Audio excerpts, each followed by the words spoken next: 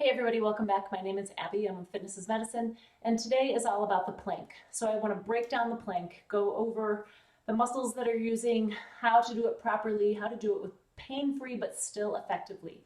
All the different levels that we can do when we're doing a plank so that when you encounter a plank in one of my videos or maybe another video, you know how to do it properly without pain but still effectively. And you have that in your toolbox so that you know what to do in your own home when there's nobody there to observe you.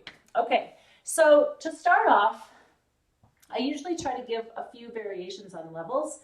I don't have a kitchen counter here, but I'm going to use the back of my chair as an example.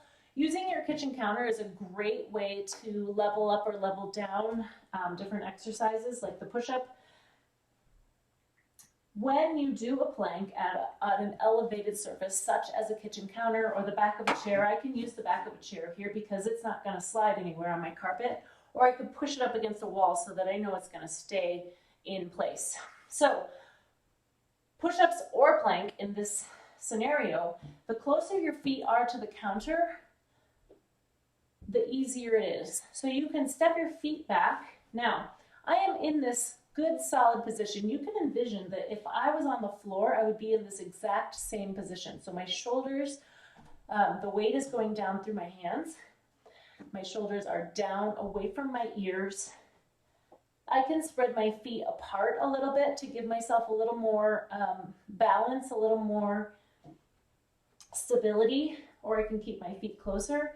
My goal for the plank, yes, they can be challenging in your arms and your shoulders and your wrists, but the plank is meant to be a really great core exercise. It's an isometric hold, isometric exercise, meaning that you're staying still. So the further your feet go back, the more challenging it is when you're on an elevated surface like this. But notice that I'm still in the same form that if I was on the floor, I would still be in this exact same position. It's just shortening the lever a little. Okay, so the next level down from there may be putting your hands on the chair, on the seat of the chair. Now, when I instruct this one, I want you to put your shoulders over your hands and then step back so that my weight is going down into my hands and my shoulders are not being compromised here. I can step back a little bit, but really this is where I'm going to be. My shoulders are directly over my hands versus I don't want my hips up here and I don't want my shoulders way up here like this. This is challenging and it can be hard on your shoulder joint. So if I'm here, my shoulders are way up, I feel like, you feel like you could go down more easily. Keep your weight over your hands. So in this instance, I want you to start here, put your hands down first, and then step back. Now, I can make this a really effective plank. One advantage of doing this, either on a bench or on a chair, is I can put my hand around the sides, so it's a little easier on my wrists, and they're not having to be so flat. But I can get a very effective plank in this position. My head is in line with my spine in all of these variations. I don't want to be here. Don't want to be looking up like this. In a good alignment, shoulders down away from your ears. You're pulling your tummy towards your spine. And then if you can, do this in front of a mirror or something, or have somebody that lives with you look and make sure you're in a nice straight line. You don't want to dip like this, and you also don't want your hips up like this. So think straight as a board. You're laying on a straight, good, flat board. Okay, now if you are able to do those and you're feeling confident, we can lower down to the floor. The next level would be on your knees. So let me move my camera down. Different hand variations to make it easier on your wrists if you're going to do them on your hands. A great way to do it is to find a rolled up, either a beach towel or a thicker towel of some sort, or a yoga mat, because just like the chair where you can wrap your hands around the side, when your hands are in this position, it's really pulling all of those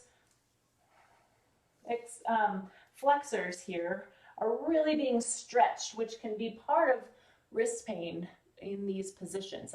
It's a common complaint is, oh, I just can't do those. It hurts my wrists. So these are different ways you can kind of accommodate for that. So I've got my yoga mat here. Again, if we are going to do a plank on the floor, I want my shoulders over my hands, start here, step my feet back. So my hands stay directly over my shoulders, my head is in a good alignment, my shoulders are down away from my ears. And if this feels like too much, you can do this on your knees.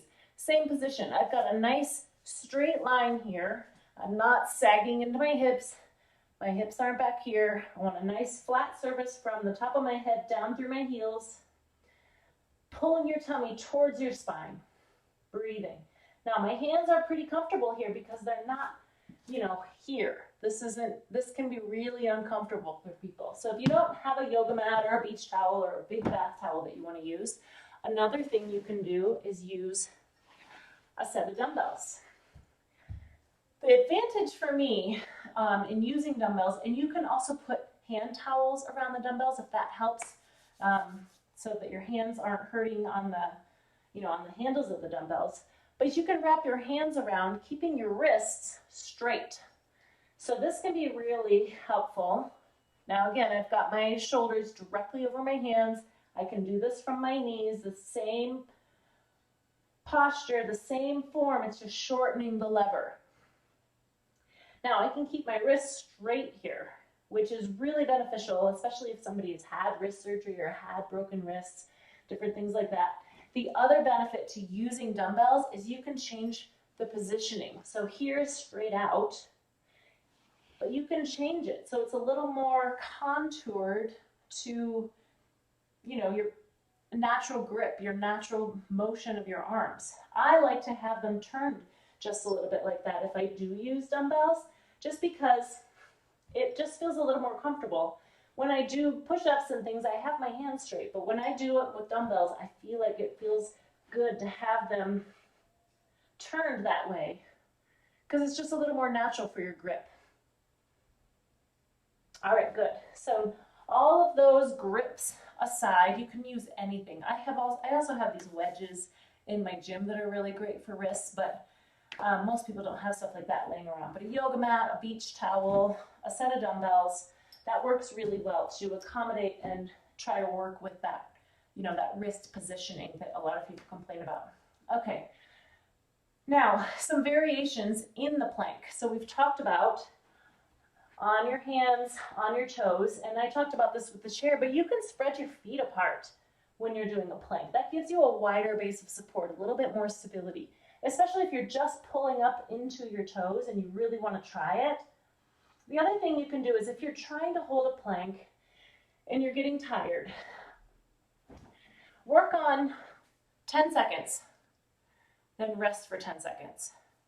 Do 10 more seconds, rest for 10 seconds. That can be just as, or even more effective sometimes, than holding a plank for a really long time. So you're working those muscles, you're not holding it past the point of fatigue and getting into either poor form or pain or, you know, getting past that point of an effective motion, of an effective exercise. So we're here for 10, then you rest for 10. And when you do rest, get your weight off your hands. So even if you're doing a video, you're doing my video, you're doing someone else's video, they're holding it for 30 seconds or a minute, you can do 10 seconds, go back into it. Really focus on that really good form for those 10 seconds. So you're pulling your tummy towards your belly button. You've got a flat surface from the top of your head down through your heels, and then you rest. Get your weight off your hands, get weight off your shoulders. So that's one way to ease into it. The other thing you can do is you're here, you can put one knee down and switch so that you're giving yourself little breaks, but you're still holding the exercise. You're still holding that and getting the benefit of it all, but you're able to give it little variations to kind of take the intensity off just a little bit less intense. Okay, so we've gone over doing it on your hands in various ways. The next stage would be doing it on your elbows. Some people think it's easier on your elbows, some people think it's harder on your elbows. You can try it both ways and decide for yourself. But the form is the same. So you want to start with your elbows directly underneath your shoulders. You don't want them way out here. So notice that that's hard on my shoulder joint. So you're pushing your weight straight down through your elbows. Step your feet back. Again, straight line. You've got a straight line from the top of your head down through your heels, holding your tummy towards your belly button. Your hips aren't here, and you're also not sagging towards the floor. Picking them up. Again, you can keep your feet a little wider for a little more stability here.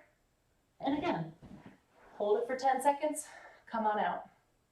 You can do that, giving your body that really intense, good form, working through that exercise, and then pulling off before your form starts to fail, or before you start to feel like you're using other muscles to substitute, because you don't want to start substituting with other muscles, because then you start to get sore or you start to injure something. So listen to your body, take breaks, ease into these things.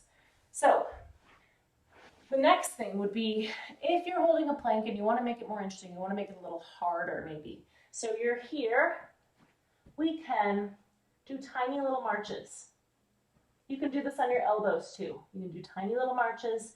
You don't have to go very far. I always tell people, some people want to really lift it and really kind of slam it down. I want to slow and quiet, like you're marching, you're sneaking up on somebody, tiny little marches. When you add these next variations, your goal is to stay as stiff as a board, keeping as still as possible,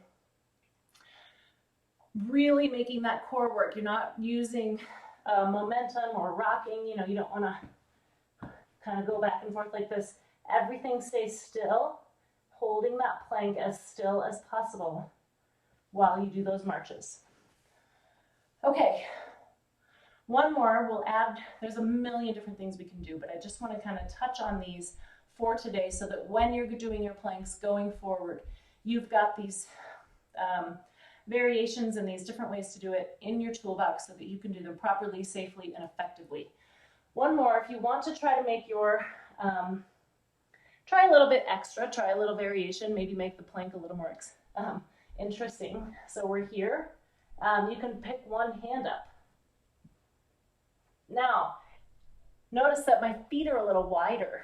That makes this a little easier trying to hold my body still. Tiny little pickups. And then if you feel like you're getting better at that, you can move those feet closer. The goal is to keep your body as still as possible, working through that. Now you can add these into your daily routine. You can add them at the end of your workouts. Maybe do one variation one day, take a day off, do another variation the next day. There's a lot of different ways. And the plank can be really effective. You don't need any equipment, unless you need something for your hands, but it's effective, doesn't take much space, obviously, and it's a really great core exercise. Okay, if you have any questions, please contact me. Like I said, there's a lot more variations that we could do to make it more difficult, but in general, people are needing ways to kind of break it down just a little bit to make it work so you can continue to get stronger without feeling like you're failing, without feeling like you're not able to do it properly. So you can ease into it, get stronger, start to add a little bit more as you go. And as always, if you have any questions, please reach out to me. You can message me, you can leave a message in the comments, you can private message me, and let me know if you need any further substitutions or alterations to make this work. All right, have a great workout, and we will see you next time. Thanks, everybody.